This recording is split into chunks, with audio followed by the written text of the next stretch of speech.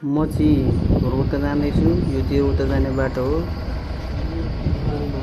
अनि यहाँदेखि हामी अब साउने पुलमा 20 मिनट जति लाग्छ। रोल्पा हिँडिरहेको छौँ हामी चाहिँ।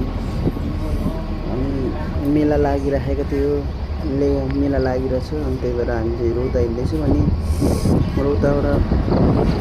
रोल्पाबाट 10 मिनट हामी अब एकछिनमा साउने पुगिसक्छौँ।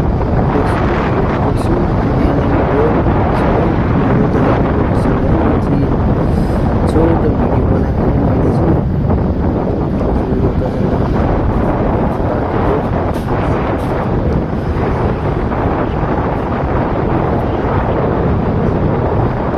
साउने पुग्नलाई 10 मिनट 20 मिनट जति लाग्छ। पुगिहाल्छु। ओके माई भ्लग सबजनाले सब्सक्राइब लाइक गरिदिनु होला।